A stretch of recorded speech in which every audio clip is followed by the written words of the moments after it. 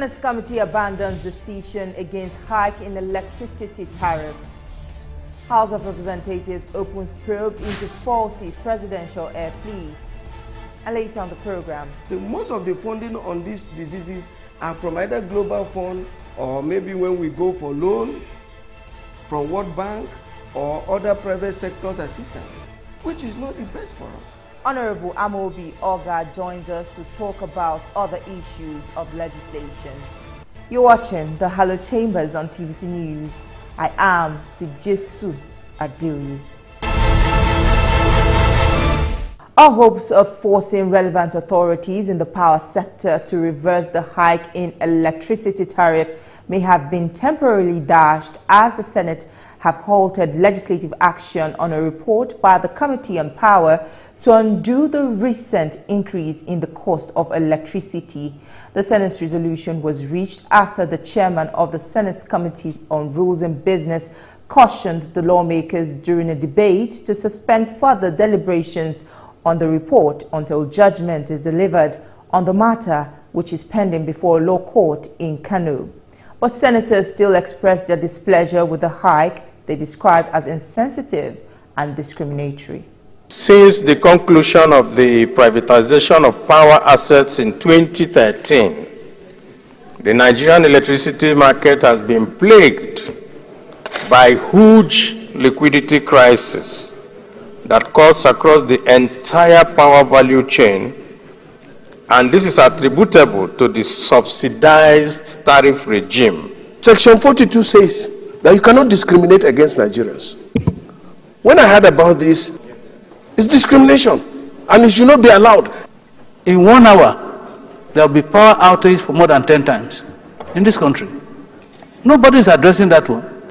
We provide transformers for our communities. And when you provide transformers, even from these discos and rest of them, to come and install these transformers becomes a problem.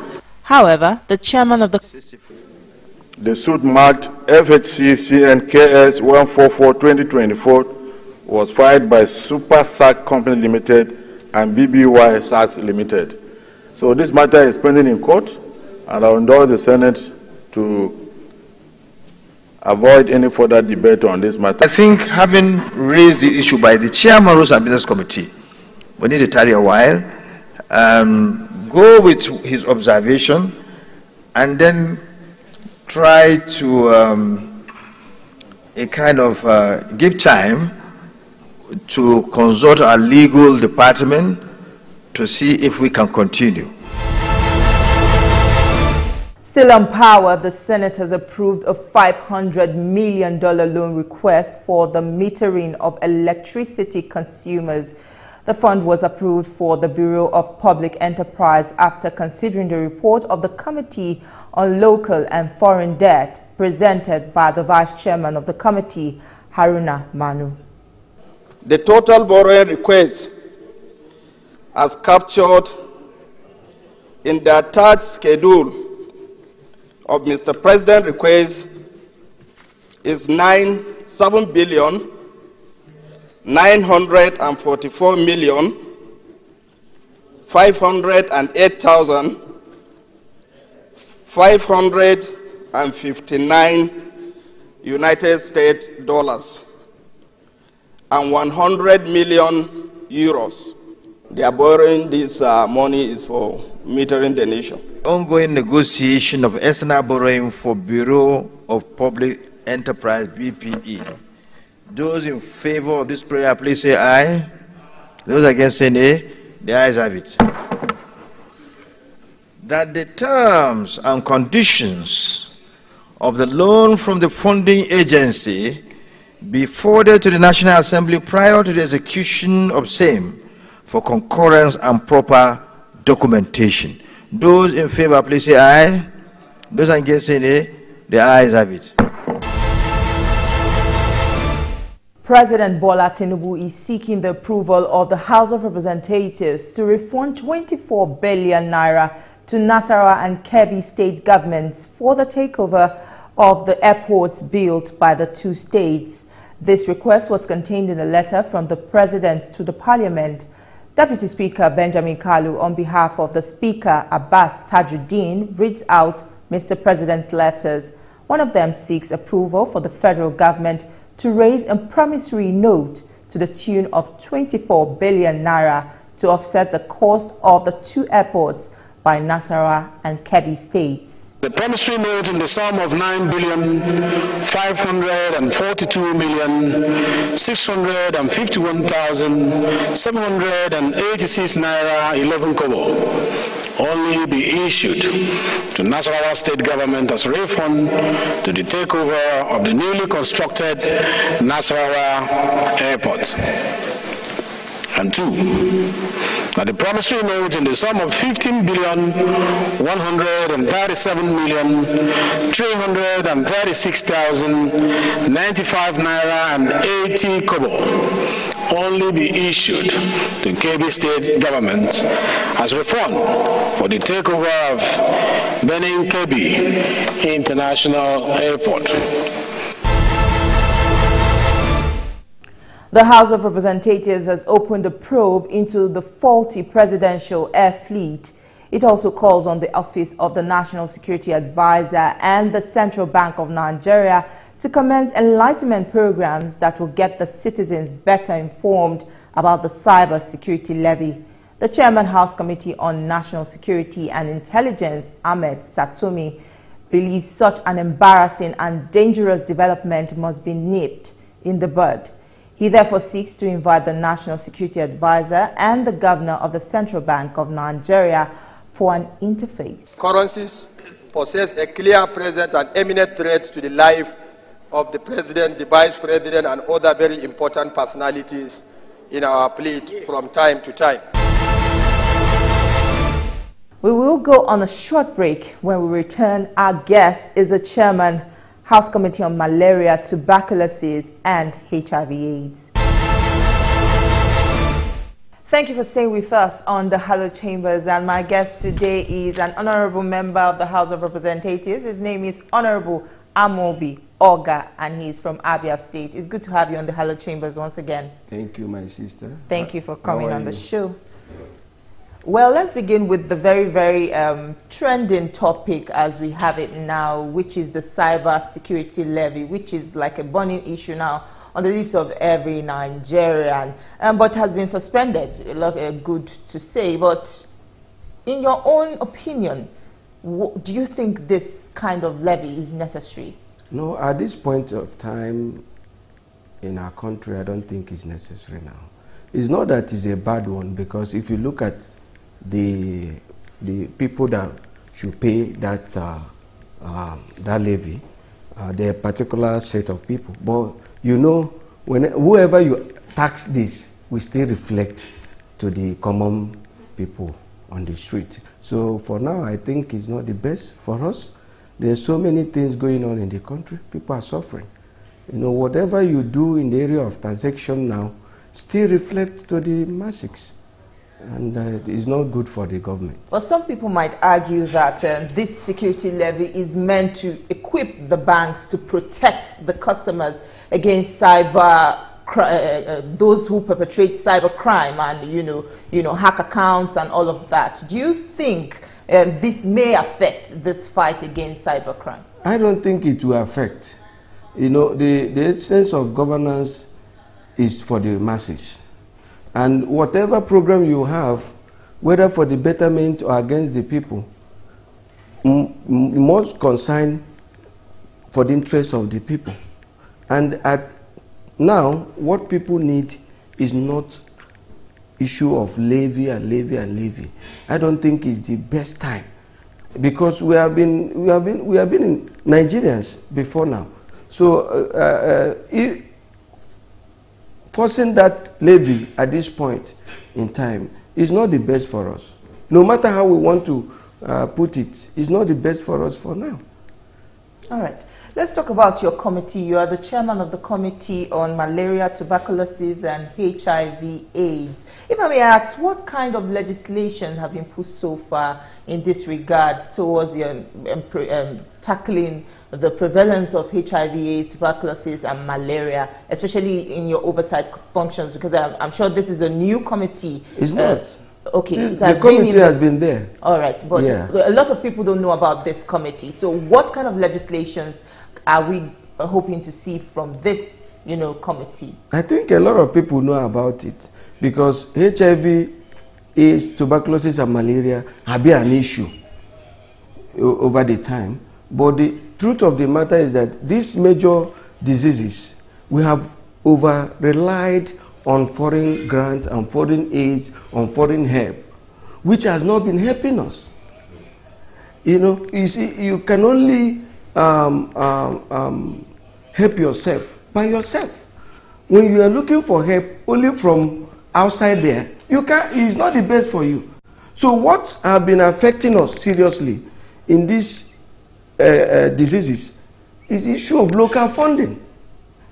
Is the issue of local funding. Most of the funding on these diseases are from either global fund or maybe when we go for loan from World Bank or other private sectors assistance, which is not the best for us. So on that area, we have been doing a lot, campaigning to make sure that government sees reasons why we should look at local source of funding this against these diseases in our country. Talking about fake drugs, because the prevalence of fake malaria drugs on the market has been a topic for discussion. What is your committee doing in this regard? Yeah, we are doing a lot. Even we are planning to have an interactive and stakeholders meeting by next month, calling all the manufacturers of malaria drugs, both home and abroad, with CSOs to see how we can champion this thing together. Because for us to fight this is not only just the committee, okay? Our job is to make laws, oversight, and appropriate. And that is why we have looked at legislation so far. The main challenges we are facing as a committee or as that particular sector is the issue of funding. So we are asking federal government to look inwards to see reasons. There is no way we can have about 1.2 trillion on health in the last budget, and we have about only 20 million naira for malaria. But these calls for funding is not just, these are not fresh calls. Yeah. What will make it different this time around? Because, the talks about calls for more funding has been what has, generated the budget defense sessions and, all those talks. What is going to make it different this time around? Yeah, what will make it different, I believe that with the new government on board, I know the best thing we can do for our people is to secure life. And securing life means funding those things that will help the government to secure those lives. See, malaria drug, the cheapest malaria drug in the market today, if it's safe medication, is about 7,500 to 10,000. An average person in the village cannot afford that, which that it is very critical. But one of the things that have contributed to the cost of this drug, I believe, is importation, the cost of FX. So why aren't we looking to, fund some of our scientists here to produce these drugs, locally make them, so that they are cheaper to, access the common man? But you can't give what you don't have. When you budget only 20 million for malaria, how do you expect those investors to come here? You only depend on the $1 million they are giving as grant. So the problem is the investors? Not the investors. The problem is the government to have interest in looking inwards, not depending on this foreign grant. No, see, there is nothing free on this planet Earth. whatever they give you in the name of grant, one way or the other, is not really grant. So, but if an investor sees that Nigerian government pump, let's say even 100 billion for eradication of malaria, you will see investors running into the country to come and manufacture here because they are seeing they are going to make their money. Every investor is a capitalist. They are in business to make money. So they are not coming here to manufacture or to sell their plants because there is no local funding. And have you communicated with government in this regard? Have you met with the Minister of Health talking about this, and what has he said? We have been championing it. All the interactions I have had with Minister, all our end point is that we must look inwards. We must look inwards. We cannot keep depending outside. Imagine what happened in 2020, repeat itself again. And maybe the key funders say, okay, we are not funding you again. What will happen to us? What will happen to us? So we must look inwards. That is the only way. We don't have another country. The only country we have is Nigeria. I don't know for others. But for me, this is the only country I have. And we must look inward. Things that affect the common masses. Malaria, in every 10 in a family, about 7 to 8 persons suffers malaria. Now, what is the government doing about it? Organized labor has pulled out of talks with the federal government over the proposed minimum wage. Government is offering 48,000 naira, but labor says no. Which side do you fall on this conversation? You know, the issue of minimum wage is a two-way thing. You know, pushing government to pay what they cannot, you know, is an issue. The other way around, the challenges the civil servants are facing are also enormous. So my own take is that no matter how we look at it, they must come to consensus and look at the interests of the two sides. But what's the best way at arriving at a consensus? Because, you know, the organized labor is saying it's not realistic. In fact, you're taking us for a joke. That's what they're telling the federal government. And the government is saying they are doing all in their power. So who should, you know, come down for who? See, my sister, if we don't allow or make our manufacturing sector work well, we will have challenges in this issue of labor and civil and federal government. It's not the job of federal government just to keep employing. Create an enabling environment for factories, for manufacturers to exist. Companies are leaving. The only job that is meant for Nigerians today, 80% is government job. Even they are employing even when they don't need it.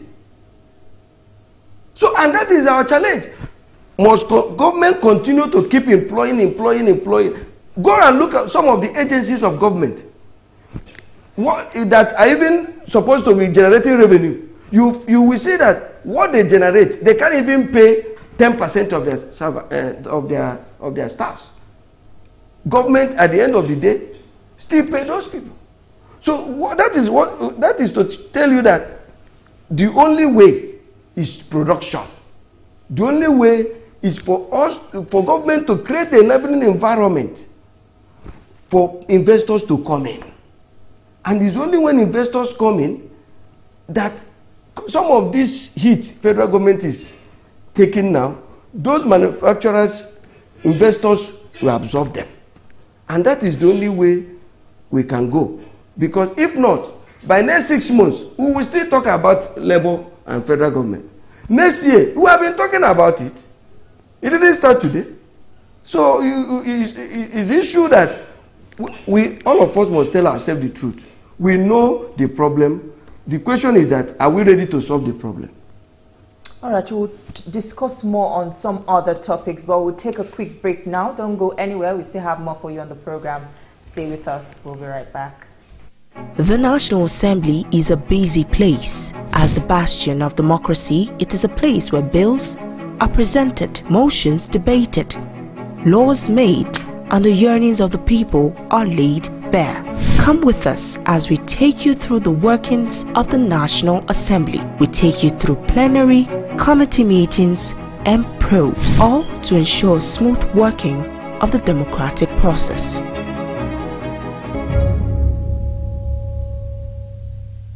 Glad to have you back. If you're just joining us, we have been speaking with Honorable Amobi Oga, and we have been speaking on some topical issues affecting the nation. So now let's move on. Your opposition party, you are from the opposition party rather. What's your assessment of the Tinubu administration? I remember the last time you were here, you had a lot to say about his administration, good things. So do you still maintain that position? Well, for me, all I believe we should do as a nation, because whatever we do, Nigeria is first. Seeing is our father. Let me not say is an old man, but is our father. Having the opportunity to serve, my take has always been, let's give him a chance. Because it's only when we give him that support. Because election, I keep saying it, election have come and gone. When next election comes, we start talking about opposition or whatever. But as of today, we should be talking about how to put food on the table for the common masses. Everybody wants to put hands on the desk to make sure that the government succeeds. That is the paramount. Any other thing outside it is being selfish. But as of today, what I keep saying is that he is our president. Let's give him that chance. Let's give him that support to succeed. You see, that is the essence of democracy. We still have about 3 years plus. If in the next 3 years we didn't get what we expected, then we can go back to drawing board and say, okay, possibly we have made mistake. If we prove Nigerians wrong, okay. So for me, as of today, I cannot use what is on ground to judge, because it's not an easy journey. But how will you rate the economic policies that he has implemented so far? Yeah, some are good, some are not that good. Now, can you elaborate? Okay. On the issue of coastal road, I don't buy the idea. Why? Yes. The reason is because we have so many roads dilapidated that we should channel that money to. We are not saying that it's a bad project, but it's a bad project as of today. Because there are many roads from East-West Road is a dungeon. From Lagos to Onitsha, from Enugu to Benue, from so many roads in Nigeria, where if we pump those money, it will go a long way. And also, instead of looking into that coastal road, why don't we use that money to pump into power? The greatest challenge we have in this country today is power. Companies are closing as a result of power. Even the cost of diesel you are using as a television station. So if we can pump that money in this area, it's going to help us. Because everything we talk about in every economy is all about power. Look at ordinary Cotonou. They have light at least 8 to 10 hours in a day. We can't be proud to talk about such in Nigeria. That we should look at those things that will affect the lives of the common Nigerians. And that is for me. So are you saying that the president is not being counseled well in terms of this government, in terms of this policy reforms? No, to them, it may be a priority for them. But for me, as a Nigerian, I don't think it's the best for us now. It's not the best. All right, let's move along. The 10th House is inching closer towards celebrating its first year, its first administration. How would you rate, the leadership of Honorable Tajuddin Abbas so far? Yeah, you know, I am lucky. I'm in the National Assembly at this 10th Assembly because having a leadership or a speaker of his time, a man who is so humble, very calm and understandable, a man who could carry the whole entire 360 along, irrespective of whether you vote for him or not. He believes that we all are equal. And that is why you can see there is more peace in the House of Rep. We are working together. And you can see we are still the only hope of Nigerians. Look at some of the issues we are facing as a country. House of Rep always stand to say no. Does not mean they are against the government. Why they do so is because they want the government to succeed. So I give it to His Excellency, Right Honorable Tajuddin Abbas. He's leading us well, and we're proud of him. And a final note, how well are you representing your people in the National Assembly in terms of legislations, you know, interventions, social interventions, and all of that? Can you take us through that quickly? Yeah, we have been doing a lot. We have been doing a lot on projects, on scholarships, on a lot of programs. Look, like I said, this is our, by June 13th, we should be talking about 1 year. And most of our, the interventions and consultancy projects have not started coming out. So we are looking at between now and December, so we can be able to judge. You know, so as at now, we are doing our best. Our people, they are hearing our voice. And yes, because the major essence of coming here as a legislator is to speak for my people. And I have always speak for them. In the areas I believe that they need attention. And even the ones I don't believe, they still say this is what they want. I still go ahead to do it. Like yesterday, I moved a motion on the issue of erosion that is a menace in my area. So, which was adopted. And so many other things. The issue of insecurity when I came, in my own constituency, you don't go that area. But this house deemed it fit and set ad hoc committee.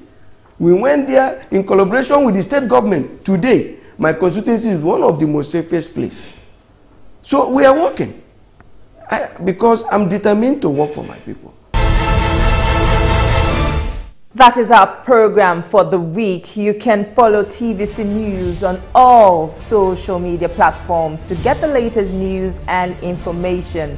Also, you can watch a repeat broadcast at 7 a.m. on TVC News. Thank you for watching. I am Tijesu Adeoye. See you next time.